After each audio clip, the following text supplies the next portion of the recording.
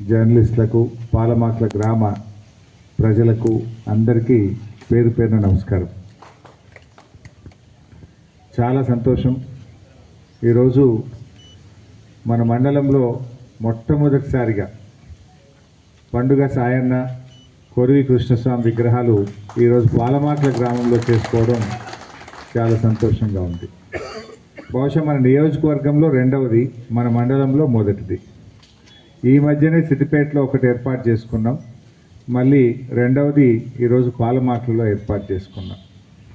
అయితే విగ్రహాల ఆవిష్కరణ చేయడం ఎంత ముఖ్యమో వారిని ఆదర్శంగా తీసుకొని, ఇప్పుడే ప్రకాష్ అన్న చెప్పినట్టు జీవితంలో వారిని మార్గదర్శకంగా తీసుకొని ముందుకు నడవడం అనేది చాలా చాలా ముఖ్యమైనటువంటిది. ఇవాళ బాగా కష్టపడతారు, పొద్దున్న లేచి చాలా కష్టపడతారు, కానీ ఆ కష్టం అంతా పొద్దుకి కథమైపోతున్నది.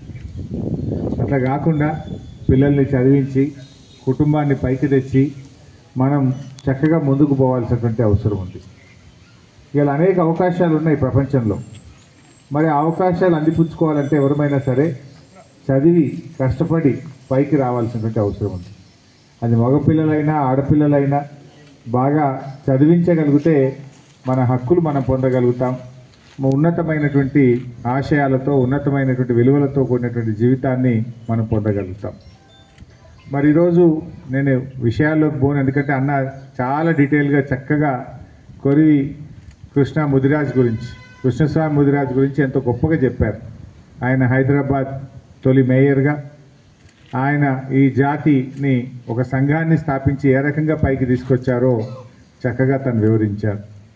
అదేవిధంగా పండుగ సాయన్న గారైతే తన ప్రాణాలని కూడా లెక్క చేయకుండా పేదల కోసం పోరాడి చివరికి ప్రాణాలు వదిలినటువంటి పండుగ సాయన్న ఇవాళ ఆయన ఎంత గొప్పవాడో కూడా మనం గమనించుకోవాల్సినటువంటి అవసరం ఉంది. ఇట్లా చాలామంది ఉన్నారు. నిజంగా కానిస్టేబుల్ కిష్టయ్య అయితే ఆ రోజు తెలంగాణ రావాలి అని జై తెలంగాణ అంటూ తన తుపాకీతో తానే కాల్చుకొని ప్రాణాలు ఇచ్చి ఇవాళ చరిత్ర పుటల్లో నిలిచిపోయిండు కానిస్టేబుల్ కిష్టయ్య. అనేక చోట్ల కూడా కానిస్టేబుల్ కిష్టయ్య గారు విగ్రహాలు పెట్టుకున్నాం. ఈ మధ్యనే మీరు చూసుంటారు, కేసీఆర్ గారు వారి బిడ్డను చదివించి డాక్టర్గా కాదు పీజీ కూడా, పెద్ద డాక్టర్గా కూడా వారిని చదివించి ఆ కుటుంబాన్ని కేసీఆర్ గారు పర్సనల్గా ఏ రకంగా పైకి తీసుకొస్తున్నారో కూడా మీరు చూశారు. నిజానికి ముదిరాజులకు సంబంధించి కూడా మన బీఆర్ఎస్ ప్రభుత్వం వచ్చిన తర్వాత చాలా గ్రామాల్లో నీళ్ళు వచ్చినాయి. మిషన్ కాకతీయ కింద చెరువులు బాగా చేసి, ప్రాజెక్టులకు చెరువులకు అనుసంధానం చేసి, కొత్త ప్రాజెక్టులు నిర్మించి ఇవాళ చెరువులలో నీళ్లు చూస్తున్నాం. ముదిరాజులకు ఉపాధి పెరిగిందా లేదా మీకే తెలుసు. ఎంత అద్భుతంగా పెరిగిందో కూడా మీకు తెలుసు. మన పాలమాకుల ఊర చెరువే 20 ఏళ్ళకు ఒక్కసారి కూడా నిండకపోవు. లోకమంతా కొట్టుకపోతే పాలమాకుల ఊర చెరువు గప్పుడు నిండుతుండే, కానీ ఇప్పుడు ఎండుతుందా? కాలమైనా కాకపోయినా కాళేశ్వరం ప్రాజెక్టుతో పాలమాకుల ఊర చెరువును కలిపిన తర్వాత ఇవాళ ఎప్పుడు నిండు కుండలెక్క పాలమాకుల ఊర చెరువు అయింది. మా గ్రామ ముదిరాజులు ఇవాళ ఇంత వృత్తి దొరికి ఉపాధి దొరుకుతున్నటువంటి పరిస్థితి కూడా మీరే చూస్తున్నారు. ఇట్లా రాష్ట్రంలో కేసీఆర్ గారు వచ్చిన తర్వాత రాష్ట్ర వ్యాప్తంగా, ఎందుకంటే ఆనాడు సమైక్య రాష్ట్రంలో చెరువుల్ని పట్టించుకోలే, ప్రాజెక్టులను పట్టించుకోలే, మన నీళ్లు మనకు దక్కలే. ఇవాళ కృష్ణా గోదావరి జలాల్లో మన నీళ్లు మనకు దక్కాలని చెప్పి ఇవాళ పెండింగ్ ప్రాజెక్టు పూర్తి చేసి కాళేశ్వరం లాంటి మెగా ప్రాజెక్టును నిర్మించి ఇవాళ బ్రహ్మాండంగా నీళ్లు తెచ్చుకున్నాం. ఇవాళ పంటలు పండుతున్నాయి. మా మత్స్యకారులకు చేపల ఉత్పత్తి కూడా బాగా పెరిగింది, ఉపాధి దొరికింది. ఈరోజు ఏ గ్రామంలో పోయినా కూడా, ఒకప్పుడేమో నాకు బాగా గుర్తుకి పక్కనే రాజగోపాల్పేటలో చెరువుల నీళ్లు లేవు, చేపలు ఎండిపోతున్నాయని ఒక బోర్ వేయి సార్, ఒక మోటార్ పెట్టి సార్, అవి ఎంత పావు కిలో అయినాయి, జర ఒక 2-3 నెలలు దానిలో అంటే అర్ధ కిలో అవుతాయి అని అట్లా బట్టలాడే పరిస్థితి చూసిన నేను. కానీ ఇప్పుడు రివర్స్ అయింది, సీన్ రివర్స్ అయింది. అరే ఎండాకాలం కూడా చెరువు నిండుగున్నది సార్, అవి చేపలు దొరుకుతలేవు, అడుక్కు అయినాయి, జర నీళ్ళు తీయవా అంటూ. అప్పుడేమో నీళ్లు లేవు నీళ్లు పోయవా అన్నారు, ఇప్పుడేమో నీళ్లు తీయవా అంటున్నారు. ఎందుకంటే అది మనం కాలువ కింద యాసంగి పంటకు నీళ్ళు ఇస్తే ఆ చెరువు నిండుకుంటున్నది, అవేమో అడుక్కుపోతున్నాయి, దొరుకుతలేవు పడదామంటే. అట్లా ఎంత మార్పు వచ్చిందో మీరే చూస్తున్నారు. అంటే ఎటువంటి తెలంగాణ ఎట్లయింది అది కూడా మీరు చూస్తున్నారు. కేసీఆర్ గారు ఉన్నప్పుడు దాదాపు 1000 కోట్ల రూపాయలు ఖర్చు పెట్టి దరఖాస్తు పెట్టిన ప్రతి ఒక్కరికి 2 వీలర్, ఆటోలు, 4 వీలర్లు, వలలు, పడవలు దాదాపు 1000 కోట్ల రూపాయలతోని ముదిరాజ్ బిడ్డలకు ఆర్థిక సహాయాన్ని అందించేందుకు కేసీఆర్ గారు. ప్రతి సంవత్సరం కూడా ఒక 120 కోట్ల రూపాయలు ఖర్చు పెట్టి ఉచితంగా చేప పిల్లలు, రొయ్యలు ఇవన్నీ చెరువుల్లో, చెక్ డ్యాముల్లో మన ప్రాజెక్టులలో పోసినటువంటి ప్రభుత్వం బీఆర్ఎస్ ప్రభుత్వం.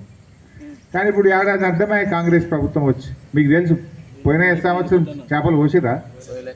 పోసినారే. మన సిద్దిపేట జిల్లా కానీ, మన మెదక్ జిల్లా కానీ, సంగారెడ్డి జిల్లా కానీ దాదాపు సగం జిల్లాల్లో చేప పిల్లలే పోయలే. ఇక కొన్ని జిల్లాల్లో పోసిండ్రు, పోసిన కాడ కూడా సగమంతనే పోసిండ్రు. ఇదివరకు 1,00,000 పిల్లలు పోతే ఇప్పుడు 50,000 అంటారు. అది కూడా కొన్ని చెరువులకే పోసిండ్రు, అన్ని చెరువులకు పోయలే. కేసీఆర్ గారు ఉంటే అన్ని కుంటలు, చెరువులు, చెక్ డ్యాములు, ప్రాజెక్టులు, డ్యాములు అన్నిట్లల్లో కూడా బ్రహ్మాండంగా ఇటు చేప పిల్లలు, రొయ్య పిల్లల్ని పోసి ఉపాధి కల్పించే ప్రయత్నం చేసిండు. మేము అంతకంటే మంచిగా చేస్తాం. కేసీఆర్ 1,00,000 పోసిండు, మేము 2 లక్షలు పోతాము అన్నారు. ఇప్పుడు 1,00,000 లేదు, అసలు పోసుడే బంద్ అయిపోయింది. పోయిన సంవత్సరం అయితే అసలు చేప పిల్లలే పోయలే మన జిల్లాలో కానీ, రాష్ట్రంలో చాలా జిల్లాల్లో పోయలేదు. ఇప్పుడు మళ్ళీ వర్షాలు స్టార్ట్ అయినాయి. నిన్న మొన్న బీఆర్ఎస్ ప్రభుత్వం ఉన్నప్పుడు, కేసీఆర్ గారు ఉన్నప్పుడు, అప్పుడు శ్రీనివాస్ యాదవ్ గారు మంత్రిగా ఉండేవారు కానీ, మా బండా ప్రకాష్ అన్న కానీ, ఈటల రాజేందర్ అన్న కానీ అసలు ఎండాకాలంలో సుధరాయిస్తాం మేము. ఏమని వానకాలం వస్తుంది, ఏమైనా చేప పిల్లలు టెండర్లు పిలుగుంది, చేప పిల్లలు పెంచింది. మనం జూలై నుంచి మళ్ళా కుంటల చెరువులలో చేప పిల్లలు పోయడానికి తయారు ఉండాలని చెప్పి బడ్జెట్ ఇవ్వడం కానీ, చేప పిల్లలకు టెండర్లు పిలవడం కానీ రెడీ పెట్టుకునేటువంటి పరిస్థితి ఉండే. కానీ ఇవాళ ఈ ప్రభుత్వం వచ్చిన తర్వాత ఆల్రెడీ మే అయిపోతుంది, జూన్ నెలకు ఎంటర్ అవుతూ ఉన్నాం. ఇప్పటిదాకా ఈ రాష్ట్రంలో చేప పిల్లలకు ఇంకా టెండర్లే పిలవలే.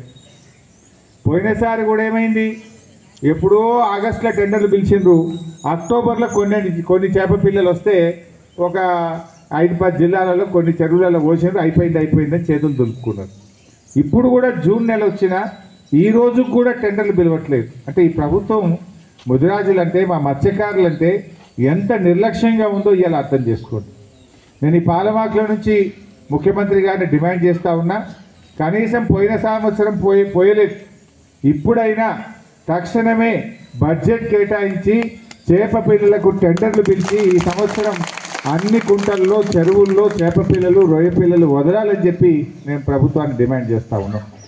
ఒకవేళ వదలకపోతే మాత్రం నిన్ను వదిలిపెట్టాము, అవసరమైతే పెద్ద ఎత్తున పోరాటానికి శ్రీకారం చుట్టైనా సరే మా మత్స్యకారులకు ఉపాధి దెబ్బతినకుండా కాపాడుకోవడానికి బీఆర్ఎస్ పార్టీ అండగా ఉంటుందని చెప్పి కూడా నేను మనవి చేస్తా ఉన్నా. మాటలు చాలా చెప్పిండ్రు. పొద్దుగాల నేను ఇటు వస్తూ ఉంటే జోగిపేటకెళ్ళి ఫోన్లు వచ్చినాయి, సార్ ఈ జీలుగు జన్ము విత్తనాలు దొరుకుతలేవు, ఈడ బాగా లొల్లు అవుతుంది, రాస్తా రోకో అవుతుంది, అరే ఎట్లా సార్ అన్నారు. పోయినసారి బీఆర్ఎస్ గవర్నమెంట్ ఉన్నప్పుడైతే అడిగినన్ని సంచులు దొరికినాయి, జన్మైనా జీలుగైనా. ఇప్పుడు రేటు పెంచిండ్రు, అవి దొరకలేవు సార్. పొద్దుగాల 5 గంటలకు వచ్చి చెప్పుల లైన్లో పెట్టినాం, ఇంకా దొరకలేవని సంగారెడ్డి జిల్లా జోగిపేటకి వెళ్ళి మన లీడర్లు ఫోన్ చేస్తూ ఉంటుంది నాకు. ఇక మన జిల్లాలో కూడా అదే పరిస్థితి. అంటే ఏమిస్తారు మీరు? విత్తనాలు సరఫరా చేయడం చేత కాదు, చేప పిల్లలు సరఫరా చేయడం చేత కాదు, ఏమన్నా మాట్లాడితే పైసలు లేవంటాడు. అందాల పోటీలకు మాత్రం 200 కోట్లు పెట్టిండు. అది ఎవరి కడుపు చెప్తుంది? 200 కోట్ల రూపాయలు ఖర్చు పెట్టి అందాల పోటీలు పెట్టడానికి పైసలు ఉన్నాయట. రైతులకు జనమో జీలుగు విత్తనాలు ఇవ్వమంటే పైసలు లేవంటాడు. ఇది ఎక్కడి గవర్నమెంట్? మా ముదిరాజులకు చేప పిల్లలు ఇవ్వమంటే పైసలు లేవంటాడు. చేప పిల్లలకు ఎంత అవుతాయి? తిప్పి కొట్టే 100 కోట్లు అవుతాయి. నువ్వు 200 కోట్లు పెట్టి అందాల పోటీలు పెట్టబడుతుంది. అది ఏ వర్గానికి, ఏ గ్రామానికి, ఏ ప్రజల కడుపు నింపుతుందని నేను అడుగుతా ఉన్నా. ఎవరి కోసం అందాల పోటీలు నిర్వహిస్తున్నావు? దాని ద్వారా ఈ రాష్ట్ర ప్రజలకు వచ్చేది ఏందో ఇవాళ ముఖ్యమంత్రి గారు సమాధానం చెప్పాలి. అంటే ఈ రకంగా తయారైపోయింది వ్యవస్థ. చేయాల్సిన పని చేస్తలేరు. కానీ ఇవాళ రైతులకు రుణమాఫీ చేయమంటే పైసలు లేవంటాడు, రైతు బంధు ఇవ్వమంటే పైసలు లేవంటాడు. కానీ ఇవాళ 1000 కోట్లు పెట్టి టెండర్లు అయితే పిలుస్తుండు. ఎవరి జేబులు నింపడానికి? కమిషన్ల కోసమా? కేసీఆర్ రైతు బంధు ఇవ్వగలిగినప్పుడు నువ్వు ఎందుకు ఇవ్వలేవు? వానకాలం ఇవ్వపోతివి, యాసంగి ఎగబెట్టివి, 15,000 ఇస్తా అని ఇచ్చే 10,000 కూడా ఇవ్వకపోతివి. కానీ ఇప్పుడు ఏం చేస్తుండు? HMWSలో 10,000 కోట్లతో టెండర్లు పిలిచిండు, GHMCలో 7,000 కోట్లతో టెండర్లు పిలిచిండు, హెచ్ఎండిఏలో 20,000 కోట్ల రూపాయల పనులకు టెండర్ పిలిచిండు. అదేందో ఫ్యూచర్ సిటీ అని ఆయన భూములు కొనుక్కున్నాడట, ఆడికి 4 లైన్ రోడ్ 6 లైన్ రోడ్ వేస్తా దానికి 4,000 కోట్లు ఖర్చు పెడుతుండు. మరి వీటన్నిటికి పైసలు ఎక్కడికి వస్తున్నాయి? రైతులు అడిగితే లేవంటావు, ఉద్యోగస్తులు అడిగితే లేవంటావు, మత్స్యకారులు అడిగితే లేవంటావు. 1,00,000 కోట్ల రూపాయలతో టెండర్లు పిలిచి పనులు చేస్తున్నాడు. అంటే నీ కమిషన్ల కోసమో, నీ జేబులు నింపుకోవడానికో, ఢిల్లీకి కప్పం కట్టడానికో, కాంట్రాక్టర్ల కోసం మాత్రం నీకు 1,00,000 కోట్ల రూపాయలు వస్తున్నాయి. పేద ప్రజలు అడిగితే, రైతులు అడిగితే, మత్స్యకారులు అడిగితే, మా కుల వృత్తుల వాళ్ళు అడిగితే మాత్రం డబ్బులు లేవని చెప్పి మాట్లాడుతున్నాడు. ఇవాళ ప్రజలకు అన్ని విషయాలు అర్థమవుతున్నాయి. అందాల పోటీలకు మాత్రం పైసలు వస్తున్నాయి, మా మత్స్యకారుల కంటే వస్తలేవు, చేతులు వస్తలేవు నీకు. ఇవి కూడా మనం గమనించాల్సిన అవసరం ఉంది. బట్ ఈరోజు మా అన్న ప్రకాష్ అన్న చెప్పినట్టు, అన్న మా సిద్దిపేట నియోజకవర్గంలో పెద్దమ్మ గుడి దేవాలయం లేని ఊరే ఉండదు. ఏ ముదిరాజ్ కమ్యూనిటీ హాల్ లేని ఊరే ఉండదు మా నియోజకవర్గంలో. ప్రతి గ్రామంలో కూడా మా సిద్దిపేట నియోజకవర్గంలో ముదిరాజ్ కమ్యూనిటీ హాల్ కట్టించిన, ప్రతి దేవాలయానికి కూడా నా వంతు సహాయం అందించి ప్రతి ఊర్లో కూడా పెద్దమ్మ గుడి దేవాలయం కట్టిన. అండ్ ప్రతి దేవాలయానికి కూడా నేనే పోతాను. ఆల్మోస్ట్ 90 ఏమన్నా ఒక్కటి మిస్ అయిందేమో కానీ 99% ప్రతి దేవాలయం ప్రారంభోత్సవానికి, ఆ అమ్మవారి కళ్యాణానికి, వార్షికోత్సవానికి ఆల్మోస్ట్ ప్రతి సంవత్సరం కూడా వెళ్తూ ఉంటాం. అంటే అట్లా అంత అవినాభావ అనుబంధం మాతో ఉన్నది. ఇందాక అన్న చెప్పినట్టు దాదాపు 10 కోట్ల రూపాయలు ఖర్చు పెట్టి సిద్దిపేటలో ముదిరాజులకు బ్రహ్మాండమైన ఏసీ ఫంక్షన్ హాల్ కట్టినారు. ఇవాళ సిద్దిపేట పెద్ద పెళ్ళిళ్ళు ఎవరైనా చేసుకోవాలంటే ఏది పెద్దగా ఉన్నది అంటే ముదిరాజ్ ఫంక్షన్ హాల్ పెద్దగా ఉందని అడిగే పోతుంది. సో అట్లా అంత పెద్దది బ్రహ్మాండమైనటువంటి ఏసీ ఫంక్షన్ హాల్, పార్కింగ్ సౌకర్యంతో 2-3 ఎకరాల్లో చాలా విలువైనటువంటి భూమి కూడా కేటాయించి మనం నిర్మాణం చేసుకొని అందరికీ ఆదర్శంగా నిలిచినాం. సో ఈరోజు పాలమాక్ల గ్రామ యువత కానీ మా ముదిరాజ్ బిడ్డలు చక్కగా ముందుకొచ్చి ఇవాళ ఎంతో ఆదర్శవంతంగా కొరివి కృష్ణస్వామి గారిది మరి పండుగ సాయన్న విగ్రహాన్ని పెట్టి చాలా మంచి కార్యక్రమం చేశారు. దీంట్లో భాగస్వాములై కష్టపడ్డ ప్రతి ముదిరాజ్ బిడ్డకు నా హృదయపూర్వక అభినందనలు, మీ అందరికీ ధన్యవాదాలు కూడా తెలియజేస్తూ, మరి అన్నగారు చెప్పిన విషయాన్ని దృష్టిలో పెట్టుకొని జీవితంలో కూడా చాలా జాగ్రత్తగా పైకి రావడానికి కష్టం చేయడం ఒకటే కాదు, పిల్లల్ని చదివించడం, మనం పైకి ఎదగడానికి కూడా ఒక మార్గనిర్దేశకం చేసుకొని ముందుకు సాగాలని చెప్పి కోరుకుంటూ అందరికీ నమస్కారం.